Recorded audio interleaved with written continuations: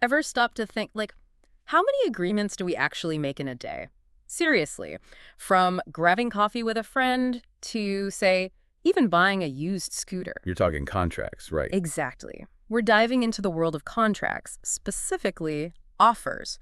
We've got some fascinating cases and legal concepts to unpack, all pulled from some really interesting source material. That'd be fun. Absolutely. So, first things first, before we jump into the nitty-gritty, let's talk about the foundation of any contract. You mean mutual assent? Mutual assent. Sounds kind of formal for just, deciding whose turn it is to buy the donuts, doesn't it? It does, a bit. But really, it's just a fancy way of saying being on the same page. Like, imagine you and a friend agree to meet for coffee, same time, same place. That shared understanding, that's mutual assent in action. Gotcha. So we both know what's up, even if we didn't, write it down in a fancy contract. Precisely. In a legal sense, this usually boils down to an offer and an acceptance. One person puts something specific on the table, the other agrees to it. Without that, no legally binding agreement. Okay. Makes sense. But I'm guessing it gets a bit trickier with, say, buying and selling, right? I mean, just shouting sale in a crowded store can't be a legally binding contract, right? You're right, it's not that simple. Especially when we're talking about selling goods, the law wants to make things crystal clear. An offer has to actually signal that you're ready to be bound by those terms if the other person accepts. So that designer shoes 50% off sign, not exactly a contract with every shoe lover passing by. Nope. More an invitation to come talk, to negotiate, not a binding offer on its own. Think of it as putting out feelers, seeing who might be interested in making a deal. Okay, that makes sense. But what about situations where advertisements seem to promise something specific, like a reward or something? I'm remembering that case with the carbolic smoke ball. That was a wild one. Oh, you're talking about how even an advertisement under very specific circumstances can be considered a legally binding offer. Yeah, exactly. What were those circumstances again? Well, this company, they claim their smoke ball could prevent influenza.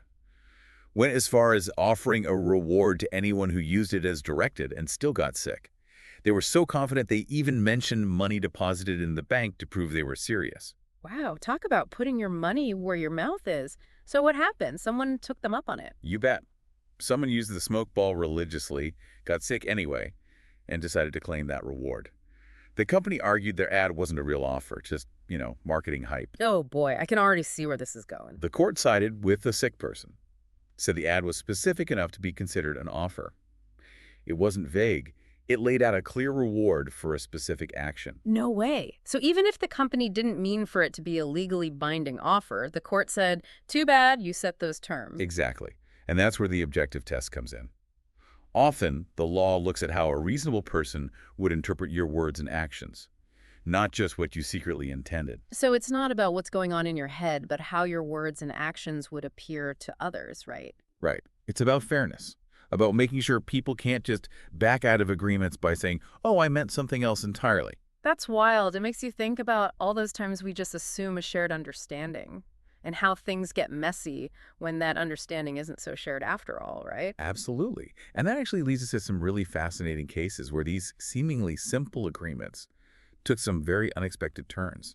All right, so spill the tea. What are these cases where offer agreements took a turn for the legally dramatic? Okay, so picture this. 1907, Missouri. The case of Embry v. Hargadine. 1907. Wow. Okay, set the scene for me. We've got an employee, Mr. Embry. His contract's about to expire.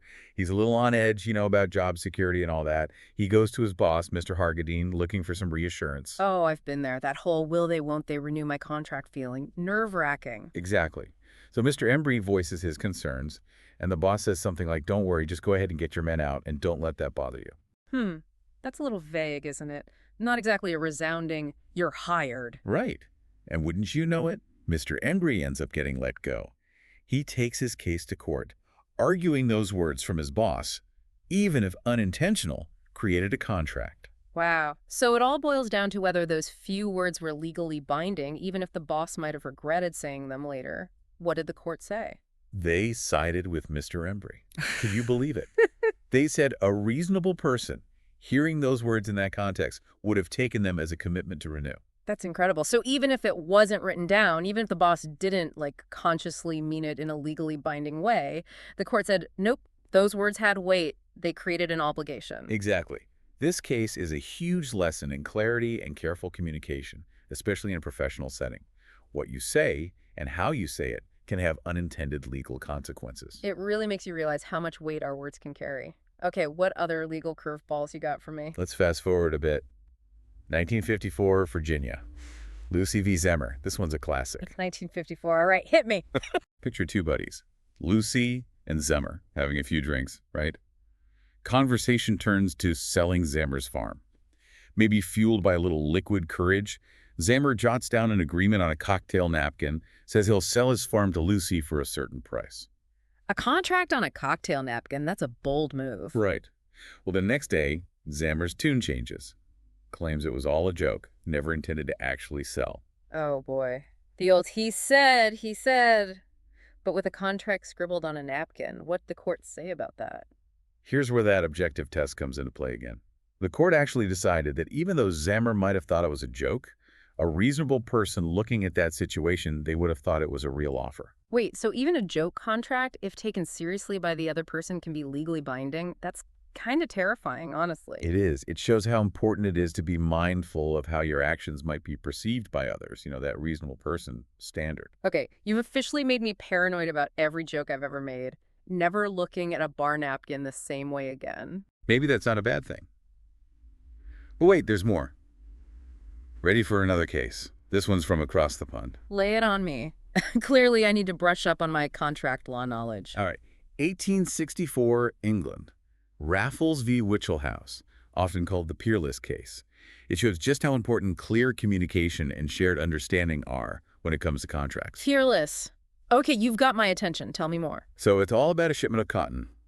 Mr. Raffles agreed to buy cotton from Mr. Winchell House, cotton that was supposed to arrive on a ship called Peerless. Sounds simple enough, right? Yeah, so far so good. What's the catch? The catch is there were two ships sailing under the name Peerless. You're kidding. Two ships, same name. Oh, this is not going to end well. Nope, not at all. Turns out both parties had a different Peerless in mind when they made the agreement. When the cotton arrived on the wrong Peerless, well, you can imagine what happened next. Oh, I can only imagine the legal battle that ensued. So whose Peerless was the right Peerless? Neither. The court ultimately said, nope, no contract here, because there wasn't a true meeting of the minds. That misunderstanding about which ship they meant totally voided the whole agreement. Wow, even though both sides thought they were agreeing to the same thing, a simple misunderstanding about a name threw everything off. Exactly. Highlights how important it is for offers to be clear. Yeah. Any ambiguity, anything open to interpretation, that's just asking for trouble. Wow, one little name mix-up causing all that chaos. It's like, you think you've got a done deal, but then, bam, the contract's out the window. It really goes to show, doesn't it? Sometimes it's not even about what's said outright. It's what's, implied. Implied contracts. Now, that's interesting. Is that like some kind of secret agreement thing? Not exactly secret, but you're getting warmer. Think about going to a restaurant. You order food, enjoy the meal, and then you expect to pay for it, right? No, yeah.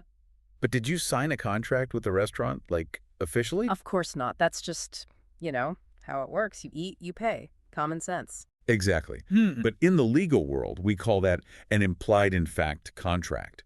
It exists even without all the fancy words, just based on your actions and the situation. So sometimes the law gets that actions speak louder than words. Exactly.